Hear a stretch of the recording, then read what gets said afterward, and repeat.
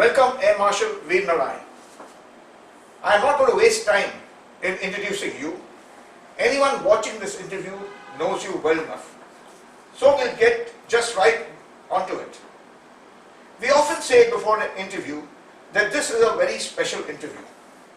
This is an old trick or a tactic by interviewers. But I have to say that today's interview is very special indeed, because today's episode or today's interview, I'll be asking questions of Air Marshal Vir Narain, who as you all know is the Air Force's top and celebrated navigator. Air Marshal, thank you very much for agreeing to speak to us. Well, thank you very much for taking the trouble of coming here and talking to me. It's a great pleasure to meet you again after so many years and to have a chat with you. Sir, the context of our conversation today is obviously going to center around your colorful Air Force career. Not to forget your plethora of inventions right through your service career. So I'll start right from the beginning. In 1951, you were commissioned and your first posting was to number 6 Squadron in Pune, flying the Liberator aircraft. In several of your posts to the Canberra Association, you often referred to the present, now Air Marshal M.L. Sethi, and the late Group Captain Jajjar. You three were like three musketeers, free to go around and enjoy life. Can you share some old memories of the good old days? Well, the three musketeers, when they were posted to Pune, number 4007, 7, 8 and 9, were stationed in the Aga Khan's stables, Aga Khan's palace, the three of us together. We were, I think, the first three officers to be posted to 6 Squadron, which till then had been on a number plate basis. So when we got there, they were a bit baffled as to what we were doing there.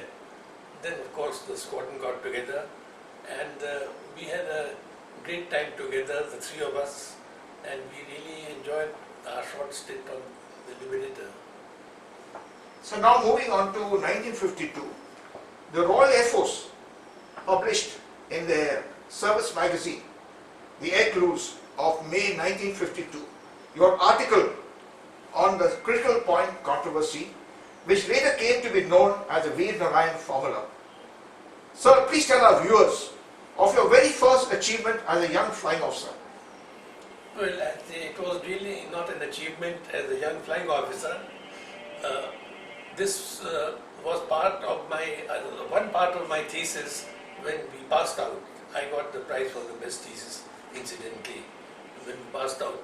So the main thesis was on an automatic drift character, and as a subsidiary, the critical point solution was also offered. So actually the so-called Vir Narain formula was really formulated sometime in the early 50s. Sir, I would like to inquire. I think this is one of the only articles written by an officer from the Indian Air Force in the RA Journal. Am I right, sir, to say that? To my knowledge, but there could be, I'm not aware of it, but I don't think I can claim that distinction without verifying it. So in 1954, you devised a tactical formula, H dot cosec PHI dot sec theta 2A for bomber command navigation, timing to target. Could you elucidate on this, sir? Actually, we call this the tactical formula, and it was really a derivative of the main formula C D sec theta over 2A. In this case, the destination was really the hypothetical end point of your time to the target, and with that as the destination, the target became the diversionary airfield, and all you had to do was to determine the time to turn and the heading to fly. It so happened that the time to turn could be devised and found out without any recourse to drawing any line on any chart at all, and the heading to fly also could be was derived from 180 minus 2 theta.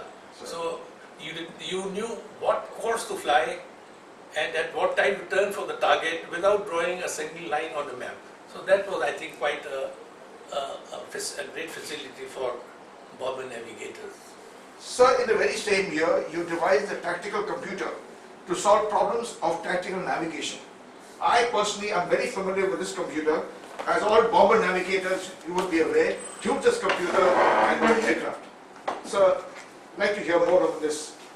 Well, yes, this was actually a modification of the so-called Appleyard scale, and we had on the traditional navigation computer, I got someone to engrave the values of the various angle secants, and for cotangent we had a small window put. This was later introduced as produced by a company called E.W. Stevens and introduced as a standard equipment in the Air Force for the use of bomber navigators. So I'd like our viewers to know a few of your achievements of yours over the years, and then we'll come to some points of discussion. In 1956, you were awarded the grant in aid of rupees 8,000 by CSIR, that is the Board of Engineering Research, for the development of a synthetic navigation trainer. This project had to be foreclosed due to your proceeding to UK for the Canberra conversion. You also wrote an article, Navigator Selection in the Air Force, published in Air Force Quarterly. Sir, any relevant points of interest for our viewers in this article? Well, very much so, because what I did was, we at the time of the number 12 navigators course entry, I think, we gave a preliminary test to the navigators and ranked them according to their performance. Then we ranked them according to their performance when they passed out, and then tried to get a mathematical correlation between their performance at the entrance test and the performance as they passed out. And I must admit that, must say that a youngster, S.R. Karkare, stood first in both. So we found a significant correlation by ranks, between the performance at the time of the entrance test as it was given and at the time of their performance when they passed out. So that gave us a basis on which one could devise an aptitude test for navigators. In 1962, you were awarded the commendation by the Chief of the Air Staff for invention of the tactical computer, a cash award of rupees 2,500 by CSIR. In 63, you were sent on deputation to Hindustan Aeronautics Limited, Bangalore, for test flying department, to the test flying department as a test navigator. You were the first officer to hold this post. In 67, you invented a cipher system, the keyboard cipher, based on continuous letter substitution. Later at Army Headquarters, this was compared with Saint Cyril's slide, already developed in France. Now we come to the icing on the cake. Not yet, sorry. In May 71, you conducted trials of ATW for effectiveness of aircraft shelters against napalm attacks. Yes, now I come to the icing of the cake. In December 71, you were promoted to group captain, posted as OC number 10 wing, Jorat, the first and so far the only navigator to be posted to command an operational wing of the Air Force. So your comments on your tenure and your stay there. Well, I must admit that I was filled to bits when I was posted as Station Commander Jorat, because it had not been done before, and one was hoping that it would be followed by many other navigators commanding Air Force Station. That so far has not happened, but I was, I must admit that I was posted there despite reservations, to say the least, of the AOC&C there. So it was a very tricky job to perform there, to prove oneself in the atmosphere, because it was an unacceptable thing to most authorities at that time. Fortunately, one came through that unscathed, but it was a marvelous experience and one that I hope many navigators would in future share with me. Sir, I'd like to comment on this, that reading in the air clues, navigators have commanded bomber stations and bomber squadrons in the Royal Air Force. And we, having got all our traditions and all our SOPs, working practices from the Royal Air Force, I thought this would follow suit, but it didn't. But in this connection, sir, I do not remember the source, but I understand you were the blue-eyed boy of the then chief, that is late Air Chief Lal. Well, yes, I think without his just liberal views on matters, the RAF is concerned, has obviously would not have been possible. Navigators were equally eligible to all command posts, and this was in the RAF regulations as well. It is only in 1987 October that the eligibility of navigators to all posts that were open to the GT branch or the flying branch were reduced from 16 to maybe 1 or 2, if that.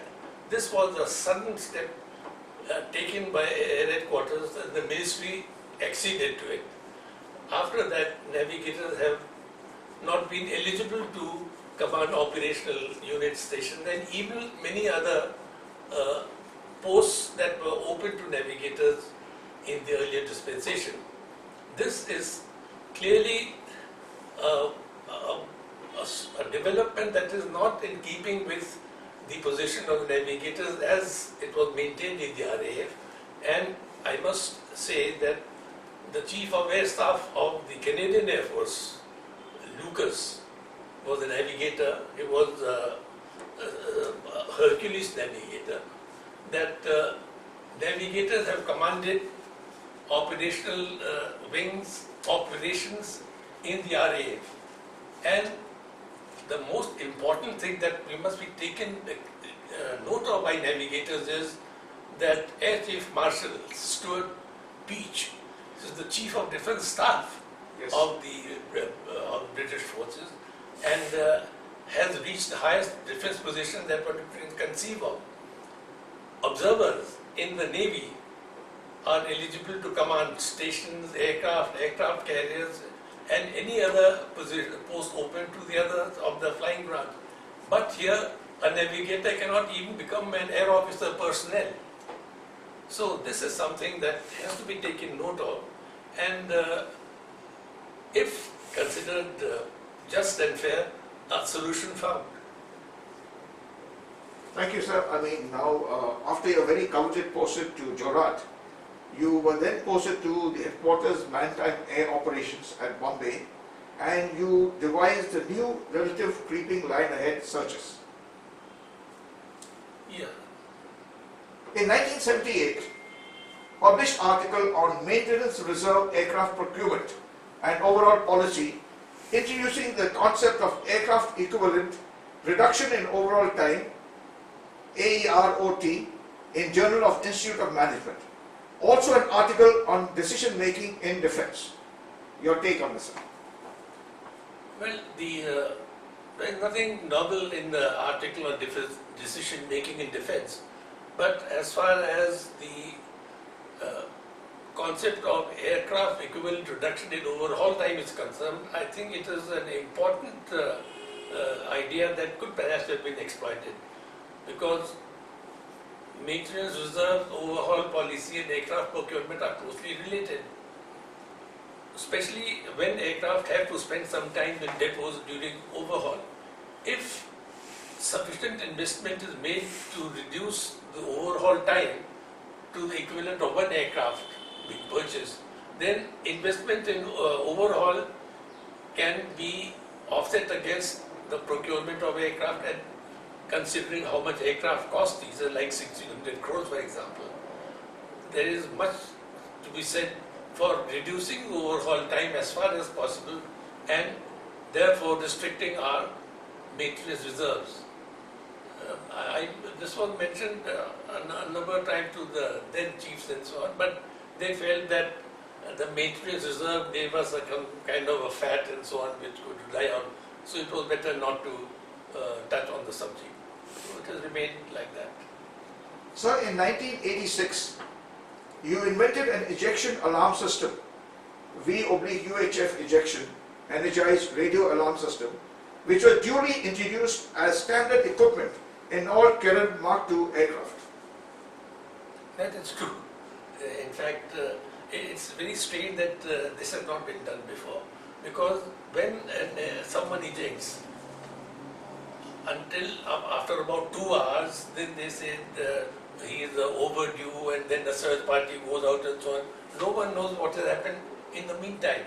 But it was such a simple device that when the ejection seat leaves an aircraft, the VHF on whatever channel you happen to be on is energized and can be heard in various stations. If it is only one station, at least they know that an ejection is taking place. If there are 2 stations or more, then they can intersect and can locate the site of the ejection. So, but I must admit that the SASO at that time, he said, yes, we'll do it, sir, but please tell me what exactly is the object behind this. So it shows how oblivious we have been of certain very basic safety concerns. So you retired in November 87, but you continued as though you were willing to go. In September 89, you were a member of the Indian delegation to the United States for strategic dialogue. In 1997, you were awarded the first Subroto Mukherjee Fellowship of the United Services Institute of India. In 1999, your book, Sustainable Defense, Harmonizing Long and Short-Term Goals, published by USI, new concepts introduced were Index for Impact of Military Expenditure on the Poor, IMEP, and 2, Parity Risk Factor and Maddox Ratios. That's true. In fact, during a commercial break, here is the book, Sustainable Defense, Harmonizing Long and Short-Term Goals, which of course I don't doubt that has had many readers, but I do believe that it is a kind of primer on national security. It covers most of the ground that needs to be covered, particularly in the management of long-term defense projects. As far as the index of military expenditure on the poor is concerned, it was not, the idea was not broached in this book. It was published in the Indian Defense Review of the IDSA as an article in its own right on the impact of military expenditure on the review, but it was touched upon again and revised in this book. Sir, in 2001 to 2004, you were the Chairman Board of Research, USI. We are almost coming to the end of the interview. Sir, is there anything you would like our viewers to know? Maybe something that has kept my attention. And I'll just wind up by having a last question for you, which is personally my own. So anything that I missed out or something you'd like to add on?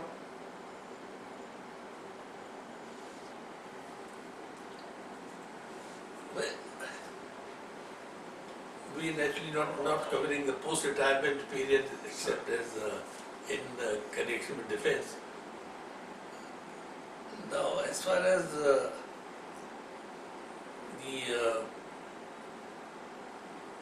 in other words, what's the parting message kind of thing?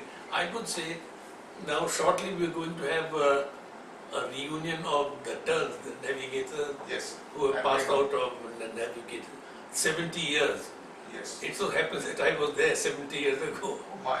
when this whole thing started, and I do feel very strongly that, considering the fact that the navigators also have a combat role to play, that they have a place in the cockpit of a combat aircraft, they must get their due in promotions, in operational command, and in the general strategic management of the Air Force.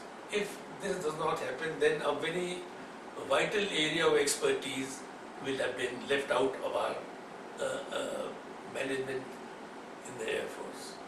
Sir, you appear to have covered my last question, but I'll repeat it. Today, the Sukhoi 30 Mark 1 fighter have a few navigators posted again as a weapon systems operator. Probably the first time in years that navigators are once again flying combat roles after the Canberra. Your thoughts and advice to the younger generation?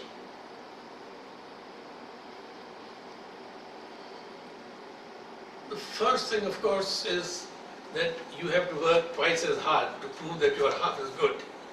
So, therefore, they have to